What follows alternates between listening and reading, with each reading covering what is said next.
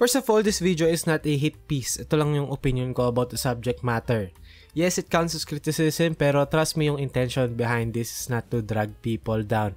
I actually like Rain or Shine. Fan talaga nila ako ever since nung mga panahon nila JV Mocon, Mark Borboran, Gabe Norwood. Si pangalan nito, Norbert Torres, yung malalaki sila na shooter na may depensa, 3&D, switchable lineup. Talagang number 3, number 2. Lagi silang top 3 sa defense, pero dulo sa offense. Ever since nung mga panahon na yun, fan na talaga ako ng Rain or Shine. And maganda actually, para sa basketball sa Pilipinas kapag competitive sila. Kasi ibig sabihin nun, alam mo yun, may katapat yung mga big market teams. Pero, as of recent, parang may napapansin akong pattern sa team na to na hindi ko alam kung ano yung mararamdaman ko or yung feelings ko about that. Kasi, the same time, alam ko na yung team nila nagre-rebuild and may potential to be even better sa kung ano yung finishes nila this past few conferences like quarterfinals-ish, diba? And si Engyao, alam naman natin talaga floor racer yan. So, yung dating team na bottom 4, talaga nagagawa niya na papapasok niya sa semis. Magaling siya mag-make do sa kung anong meron siya. Pero ano ba talaga yung tinatawag na Ross problem? Actually, pauso ko lang yung Ross problem.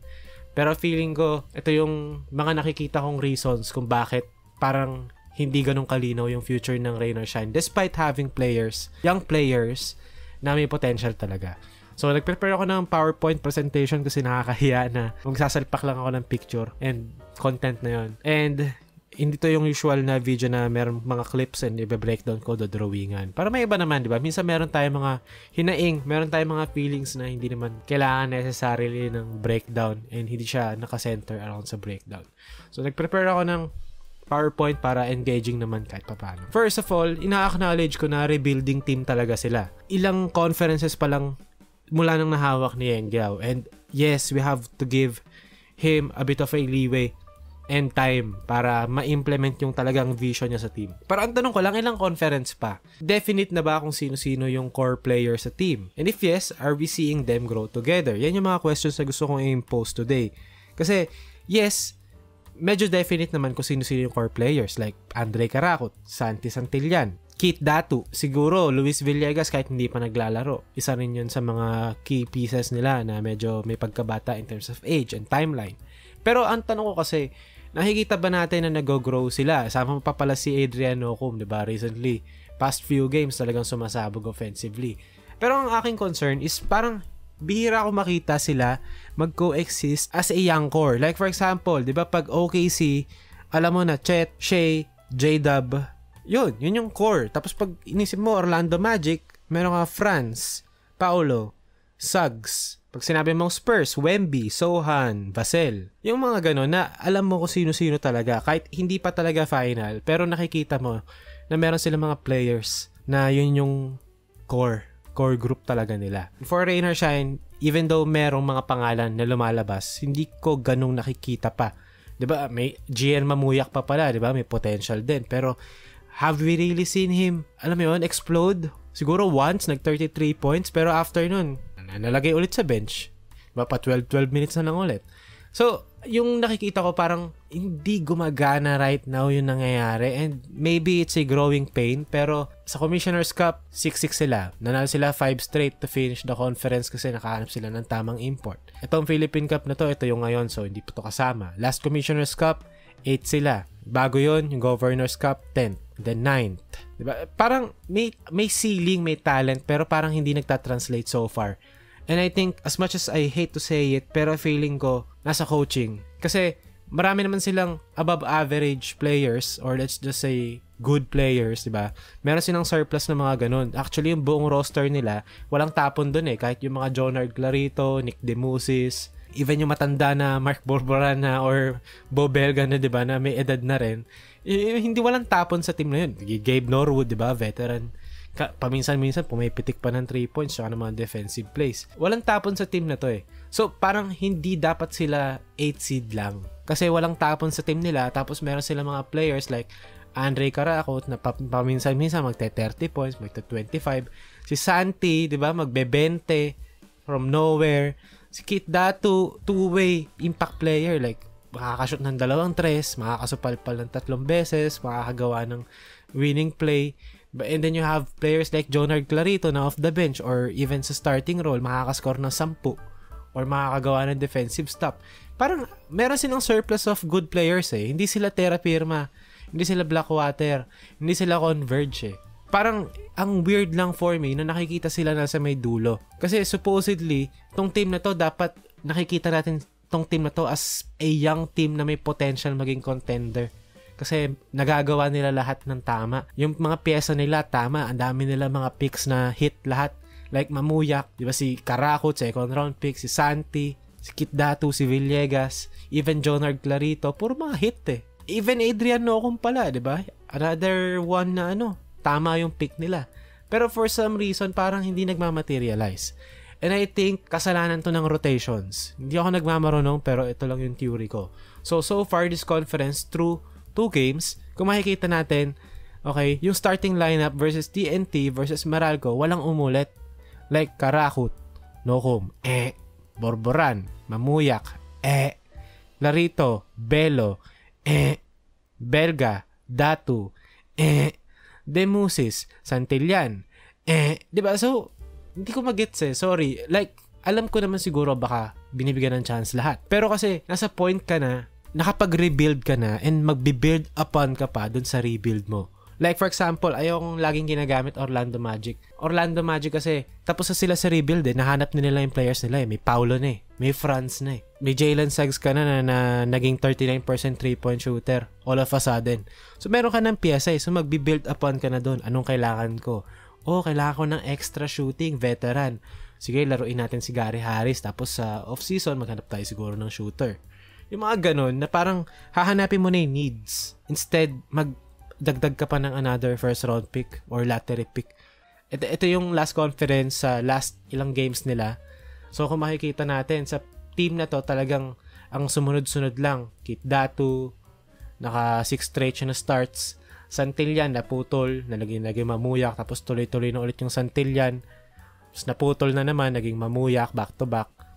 Tapos si Karakot, for some reason, may 2 games na hindi siya nag-start tapos sumabog. Sunod-sunod. Tapos Nocum, may 2 magandang laro tapos biglang nawala sa starting lineup. Clarito, paputol-putol din, di ba? Meron pang Belo dito na naliligaw. So, parang ang hinahanap ko rito yung yung consistency ba or yung continuity kung maarte tayo. And ito, isa pa to sa examples ko. Si Andre Karakot, malinaw na malinaw pa sa memorya ko, nanonood ako ng game na to.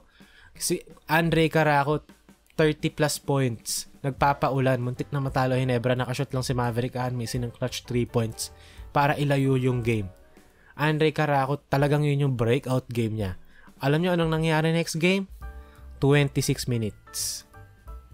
Diba, sa NBA or even normal na PBA team, kapag ikaw na yung the guy, like, around 30 plus minutes ka na Diba, hindi naman to si Giannis Antetokounmpo na every fourth quarter tambak na, hindi na naglalaro, kaya 29 lang yung average. Diba? Rainer Shine to na naghahabol ng playoff spot. So New York Knicks nga, diba, si Jalen Brunson, maabot pa ng mga 39, 38. PBA to So, I think yung 26 after ng career game mo, sobrang baba. And ang nangyari naman is si Mamuyak yung nag-33 points in 30 minutes. So, ang ganda sana nun kung si Mamuyak sumabog, si Karakot naglaro pa ng mga extra 8 minutes para sila sumabog ngayon. So, nakakita ka ngayon ng young core ng Rain or Shine. Diba, parang Mark and JJ, ganun. Sabay nag-grow. Sabay naging impact players. So, after ng 33 points si Gian Mamuyak, so, ang nangyari is, guess what? Wala sa starting lineup si Mamuyak. Pinalitan ng Adrian Nocum or ng Jonard Clarito. So, after mag-33 points ni Gian Mamuyak, wala ngayon siya sa starting lineup. Nasa bangko. So, bakit? Hindi ko rin alam. So, after ni Karakot, mag-career game, naglaro ng 26 minutes, ngayon, si Mamuyak nag-33 points, wala sa starting lineup. Tapos si Andre Karakot, 24 minutes lang after yung 33 points niya 2 games ago. Or kung ilang points man yun.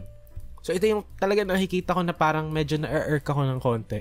Na parang ito na yung mga pyesa May Andre Karakot ka na, may Santillan ka na, meron ka ng Gian Mamuyak, may Adrian Nocum ka na. Pero parang nalalaro pa yung starting lineup or yung minutes na parang, alam mo yun, hindi makuha yung rhythm. Again, for example, Orlando Magic, kapag healthy sila or even hindi sila healthy, tignan nyo yung lineup po. Isang derecho, Paolo, Goga, Anthony Black, diba? Jalen Suggs, na-injure siya dito pagkakaalala ko isang derecho halos.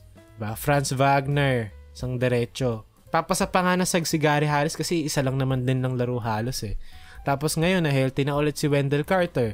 Diba? Paolo, isang derecho. Wendell, isang derecho. Markel, bago ma-injure ulit, derecho ulit.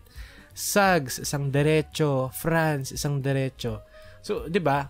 Ang resulta nun, Orlando Magic, winning team.